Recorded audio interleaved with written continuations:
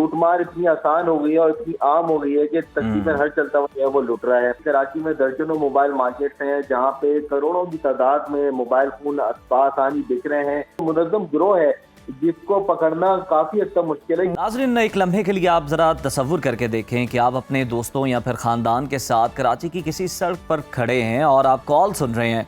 अचानक हवा की स्पीड से एक मोटरसाइकिल सवार नमूदार होता है, आपका मोबाइल फ़ोन छीन कर वो जनाब 9211 होता है। ये सिर्फ एक कहानी नहीं हम आपको सुना रहे, बल्कि कराची के हज़ारों शहरियों का रोज़मर्रा का ये अलमिया है, ये वो मसला है जिससे वो दो चार हैं बेचारे। बिल्कुल उज़ैर, ये वाक़यात अब इतने आम हो गए हैं कि लोग मोबाइल फ़ोन इस्तेमाल करते वक्त भी खौफज़दा रहते हैं। और फैक्ट्स एंड फिगर्स की बात की जाए तो उससे पहले मैं आपको ये बता दूं कि लोग जो कराची में रहते हैं, जो हमारे दोस्त हैं, जो अजीज हैं, उनसे बात होती है तो वो बताते हैं हम 2 फ़ोन रखते हैं, हाँ, एक महंगे वाला और एक सस्ते वाला। अगर फैक्ट्स एंड फिगर्स की बात करें नाजरीन, तो सिर्फ इस साल नवंबर तक कराची में शहरियों से 17,952 मोबाइल फोन्स छीन लिए गए हैं। और ये अदादो शुमार जाहिर करते हैं कि स्ट्रीट क्राइम का मसला दिन ब दिन संगीन होता जा रहा है। बहुत अफसोसनाक सवाल यहाँ पे ये पैदा होता है कि चोरीशुदा मोबाइल आखिर जाते कहाँ हैं?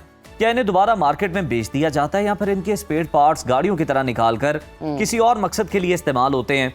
तो आज ये हमारा सेगमेंट है, इसी अहम मौजू पर बात करेंगे। इसके पीछे छुपे मुनज़्ज़म नेटवर्क के राज जानने की कोशिश करेंगे। हमारे साथ मौजूद हैं कराची से हमारे खुसूसी नुमाइंदे शामिर खान। शामिर, वेलकम टू सुनो पाकिस्तान।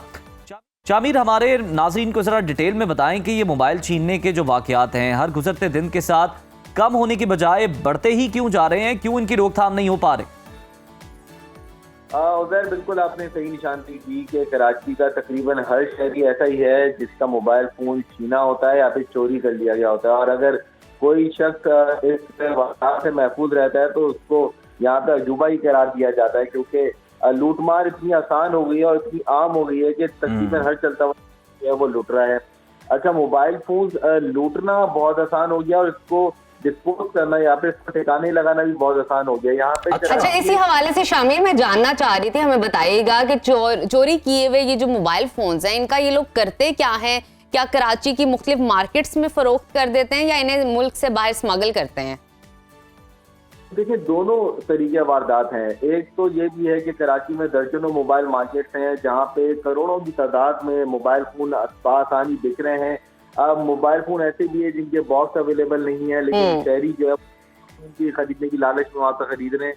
कई रेड्स ऐसे हुए, कई छापे ऐसे लगे, कई ऐसे मोबाइल फोन भी बरामद हुए जो कि चोरी बासानी मोबाइल मार्केट में फरोख्त हो रहे थे।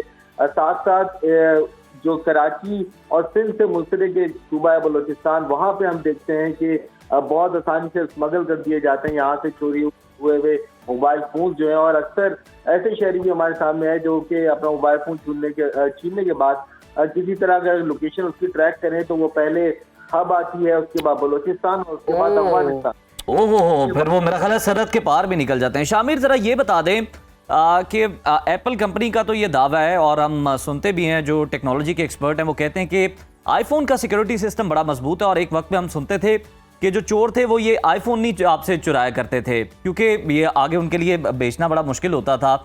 अब जरा बताएं क्या सूरत हाल है कि ये आईफोन्स के साथ क्या करते हैं, क्या नया तरीका इख्तियार किया है कि अब आईफोन भी छिन रहे हैं? और क्या वाकई आईफोन के सिक्योरिटी सिस्टम को ये चकमा दे पाते हैं? जी देखिए, किसी हद तक ये कहना तो यकीनी तौर पर दुरुस्त है कि किसी हद तक ये सिक्योरिटी सिस्टम आईफोन के तमाम सिक्योरिटी सिस्टम को चकमा दे देते हैं। यही वजह है कि आईफोन समेत दीगर फोन आराम से बासानी चोरी भी हो रहे हैं और फिर बिकती रहे। उनको कहीं पर पैच करके, यानी कि दूसरे मोबाइल फोन का इंडिया नंबर जो उस पर एडजस्ट करके उसको चला दिया जाता है। आईफोन ज्यादा जो कि महंगे फोन है उनके सिक्योरिटी सिस्टम किसी हद तक बेहतर है, तो इनके जो स्क्रीन निकाल के बेच दी जाती है, इनके दीगर जो इसमें इक्विपमेंट रखे होते हैं वो निकाल के इसके पार्ट्स जो है वो बेच दिए जाते हैं। तो किसी न किसी तरीके से रिकवरी तो वो अपनी कर लेते हैं। यही वजह है कि ये ना रुकने वाला सिलसिला जो है वो रोज ब रोज परवान चढ़ता जा रहा है। हम ये देख रहे हैं कि हर गुजरते साल के साथ इन वारदातों में इजाफा भी हो रहा है। मोबाइल फोन जहाँ पे कई ऐसे नेटवर्क जो कई ऐसे ग्रुप जो है वो पकड़े गए हैं जो खुसूसी मोबाइल फोन को छीनते हैं और छीनने के बाद यहाँ से बलोचिस्तान, कोयटा ले जाते हैं। फिर उनको आगे पता नहीं चलता कि ये मोबाइल फोन कोयटा में ही इस्तेमाल हो रहे हैं, बलोचिस्तान में इस्तेमाल हो रहे हैं या फिर अफगानिस्तान ले जा रहे हैं। तो ये मुनज़्ज़म गिरोह है जिसको पकड़ना काफी हद तक मुश्किल है। बिल्कुल ठीक, बिल्कुल ठीक। अच्छा शामिर, आप ये चीज़ें, ये केसेस ऑब्जर्व करते हैं, स्टडी करते हैं, लोगों से मिलते हैं, आपके मुताबिक बताइएगा कि कराची में स्ट्रीट क्राइम्स को कम करने के लिए सबसे ज़्यादा मौसर हिकमत अमली क्या हो सकती है? सजेशंस अगर देखी जाए, रिकमेंडेशंस देखी जाएं तो देखिए, सबसे पहले तो मंशियात का खात्मा करना पड़ेगा। मंशियात फरोशी यहाँ पे बहुत आम है, मंशियात का इस्तेमाल यहाँ पे बहुत आम है, जिसकी लत को पूरा करने के लिए भी चोरी और डकैती की वारदातें की जाती हैं। साथ साथ सजाओं वो तेज और जल्द मुकम्मल करना होगा ताकि मुल्ज़मान को सजा हो, लंबी सजा हो, और वो जेल में जाके अगर लंबी सजा काटेगा तो उसके बाद भी इस जुर्म में जो किसी हद तक काबू पाएगा। साथ साथ जो ये चोरी की चीजें खरीदने वाली जो लोग बैठे हुए, जो खरीदार बैठे हुए, उनके खिलाफ एक बड़े क्रैकडाउन की जरूरत है और उनको इस बात के लिए जो है रजामंद करना पड़ेगा कि वो चोरी हुए मोबाइल फोन या दीगर कोई भी, चाहे वो गाड़ी हो, चाहे वो मोटरसाइकिल के स्पेयर पार्ट हो, वो ना खरीदें। तो मार्केट होगी, डिमांड आएगी, तब तक। बिल्कुल शामिर, ये आपने बड़ी अहम बात की है। आपके सारे पॉइंट्स बड़े अहम हैं, लेकिन ये बड़ा जरूरी है कि जब ये बिकेंगे ही नहीं ना तो फिर ये छिनने भी बंद हो जाएंगे। बहुत शुक्रिया आपका शामिर खान।